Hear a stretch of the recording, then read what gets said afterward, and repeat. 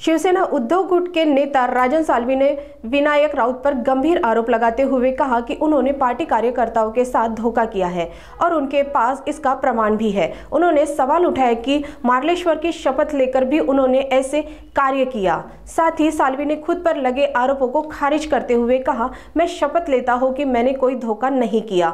विलास चालके की पार्टी में संभावित एंट्री पर उन्होंने अनभिज्ञता जताई। वहीं संजय राउत पर निशाना साधते हुए कहा, उन्हें एक नेता की तरह व्यवहार करना चाहिए। विलास चाळकेंची हकलपट्टी केली असं पत्र आम्हाला पाहायला मिळालेलं आहे। ते शिवसेनेमध्ये किंवा आमचे आपले शिंदे साहेबांच्या नेतृत्वाखाली असलेले पक्षात प्रवेश करतात ह्याची मला काय माहिती नाही। आजच करतात ते प्रवेश अशी नाही, मला काही माहिती नाही।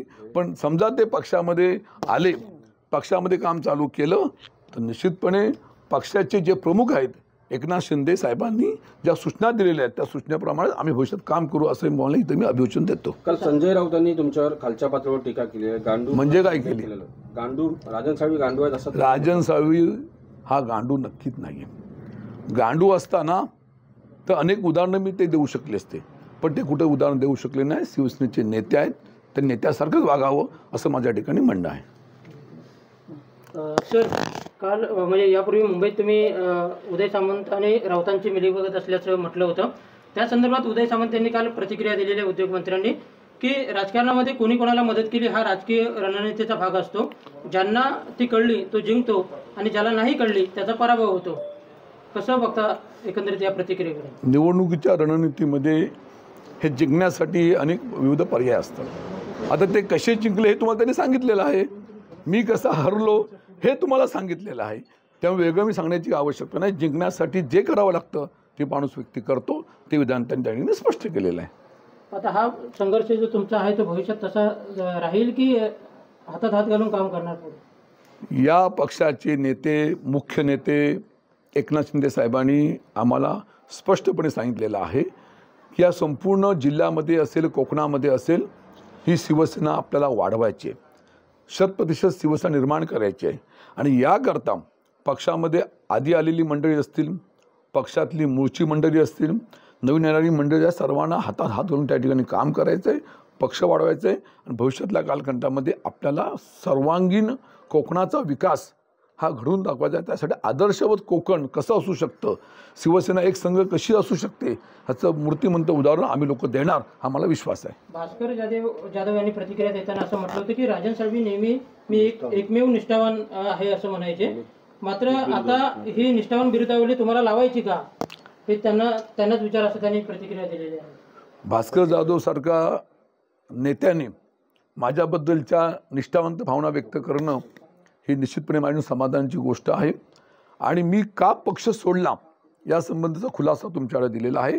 2024 सालच्या निवडणुकीमध्ये पक्षातल्या लोकांनीच मला पाडलं, त्या भावना माझ्या मी व्यक्त केलेल्या आहेत। तो माझा असला पराभव माझ्या जिवारी लागल्यामुळे मी त्या भावना व्यक्त केल्या होत्या आणि निश्चितपणे मी निष्ठावंत होतो अशा तऱ्हेच्या भावना भास्कर जाधवनी व्यक्त केल्या। मी अत्यंत समाधानी आहे त्यांच्याबद्दल। भास्कर जाधव असंही म्हणाले की माझ्या क्षमतेप्रमाणे मला पक्षामध्ये काम करू दिलं नाही, हे माझं दुर्दैव आहे, अशा पद्धतीने खंत त्यांनी व्यक्त केलेली आहे। तुम्ही त्या पक्षातून आता बाहेर गेलात तर नेमकी ही वस्तुस्थिती आहे का? कारण भास्कर जाधव शिवसेनेचे नेते आहेत, लढाऊ नेते आहेत, त्यांना काय अनुभव आले असतील की त्यांनी ते मांडलेले आहेत, भविष्यात त्यांना काय चांगले वाईट अनुभव होतील तशी भूमिका मांडतील। मला जे अनुभव आले त्या अनुभवाच्या आधारे मी आज या पक्षामध्ये येण्याचा कुटुंबाचा निर्णय घेतलेला आहे। वंदनीय शिवसेना प्रमुख बाळासाहेब ठाकरेंचा लाडका सैनिक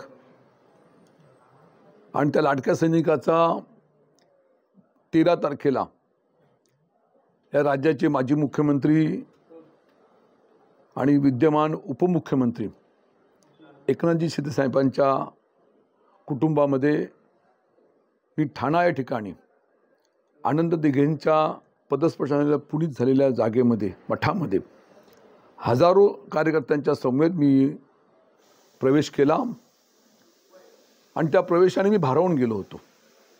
खरं माझ्यावरती प्रेम करणारी मंडळी मोठ्या संख्येने त्या ठिकाणी आले होते। तो प्रवेश आपण सर्वांनी पाहिलेला आहे आणि त्यानंतर आज प्रथमच मी माझ्या रत्नागिरी मूळ गावी येत आहे आणि योगायोग असा आहे की आज एकनाथ शिंदे साहेबांचा आभार दौरा हा रत्नागिरी जिल्ह्याकरता आलेला आहे आणि म्हणून त्यानिमित्ताने त्यांचं स्वागत हे आम्ही सर्व मंडळी मोठ्या उत्साहाने करणार आहोत आणि त्याच्या आधी मी आपल्याशी संवाद साधत आहे.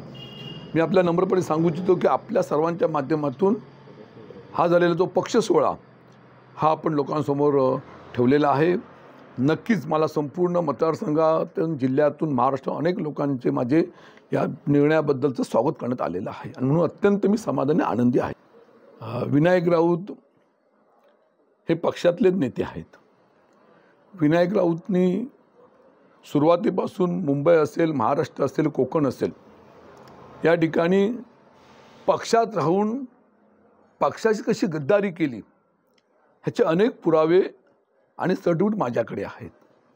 मी तर पक्षामध्ये असताना एक अंशस्व माझ्याकडनं चुकीचं पाऊल पडलं नाही, परंतु ह्या मंडळींनी पक्षामध्ये राहूनच पक्षातल्या लोकांना हाताशी पकडून गद्दारी केलेली आहे. हे महागद्दार आहेत असं माझ्या ठिकाणी मत आहे. सर, याला धरून एक प्रश्न, काल भास्कर जाधव देखील असंच म्हणाले होते. बोल, तू बोल आता. बोल आता. पक्षात राहणारेच गद्दार आहेत आणि त्या गद्दारांना काय म्हणायचं म्हणजे शिवसेनेचे नेते भास्कर जाधव यांनी जो मुद्दा आपल्यासमोर उपस्थित केला, पक्षात राहून राहणारे गद्दार हे महागद्दार, म्हणजे त्यांनी स्वतःला सर्टिफिकेट दिलंच आहे. मग वेगळं सांगण्याची काही मी आवश्यकता नाही आहे. साहेब, आज उद्धव ठाकरे गटातील काही पदाधिकाऱ्यांची हकालपट्टी केलेली दिसून येत आहे. तशा प्रकारचं पत्र सुद्धा जाहीर झालेलं आहे, विनायक राऊतांनी काढलेलं आहे. आपण याकडे कसे पाहता? मी आपल्या माध्यमातून ही माहिती माझ्यापर्यंत पोचलेली आहे. मगाशी मी उल्लेख केला महागद्दारीचा. पक्षामध्ये राहूनच पक्षातल्या पदाधिकाऱ्यांना हाताशी पकडून मतदारसंघामध्ये ज्या पद्धतीने गद्दारी केली ह्याची उदाहरण द्यायची गरज नाही आणि म्हणून नियती कोणाला सोडत नसते. आज नियतीचा खेळ पहा. आज नियतीने सुद्धा ज्यांनी माझ्या विरोधामध्ये काम केलं त्यांना आज या ठिकाणी हक्कलपट्टी करण्याची वेळ ही सुदैवाने म्हणून दुर्दैवाने विनायक राऊत साहेबांच्या सहीने झालेली आम्ही आज पाहिलेली आहे. आणि म्हणून भविष्यातल्या कालखंडामध्ये सुद्धा विनायक राऊत यांना माझं जाहीर आव्हान आहे. आज मी त्यांना सांगू इच्छितो की विनायक राऊत आणि त्यांच्या हाताखाली असणारे त्यांचे सर्व पदाधिकारी आणि जिल्हाप्रमुख विलास चाळके हे दोन्ही मंडळी श्री मार्लेश्वरला मानतात आणि मग मार्लेश्वरला स्मरून त्यांनी सांगावं की मागील झालेल्या विधानसभा निवडणुकीमध्ये राजन साळवीच्या विरोधामध्ये जे उमेदवार होते त्यांना कुठं भेटले, कसे भेटले, त्यांना काय माहिती पुरवली, निवडणुकीच्या आधी आपल्याबरोबर असणारी त्यांच्याबरोबर असणारी मंडळी कशी त्या पक्षात जाऊ दिली, असे अनेक उदाहरणं आज माझ्यासमोर आहे. अनेक पुरावे माझ्याकडे आहेत आणि त्याबरोबर महाराष्ट्रामध्ये असेल विधानसभेच्या निवडणुकीमध्ये सुद्धा कसे कसे उमेदवारांकडनं पैसे घेतले, कशा कशा पद्धतीने त्यांना इतरांना मदत केली ह्याचे अनेक पुरावे, अनेक उदाहरणं महाराष्ट्रातल्या अनेक उमेदवारांनी दिलेले आहेत. ह्याच्यापेक्षा काय पुरावा आहे? आणि म्हणून जाहीरपणे त्यांना सांगतो की तुम्ही आणि तुमच्यासमोर असलेले जिल्हा विलास चाळके आणि मार्लेश्वरच्या चरणी जाऊन शपथ घेऊन सांगावी की आमच्याकडनं चुकीचं काय झालं नाही हे जनतेला माहिती आहे. आणि मी स्वतः याआधी सांगितलं आणि पुन्हा एकदा सांगतो, त्यांनी माझ्यावरती जी 13 सर्टिफिकेटचा आरोप केलेला आहे त्या आरोपाबाबतीत सुद्धा मी मागेही बोललो होतो, पुन्हाही बघतो की राजन साळवी या असलेल्या समोर राजकीय कारकिर्दीमध्ये मी स्वतः धुतपापेश्वर असेल, त्यांचं आमचं मार्लेश्वर असेल, रजनाचा भैरीबुवा असेल, त्यांच्या चरणाशी येऊन तिथलं फुल उचलून सांगायला तयार आहे की माझ्या आयुष्यामध्ये याआधी कधी मी चुकीचं काम केलं नाही. हे जाहीरपणे मी आव्हान देत आहे.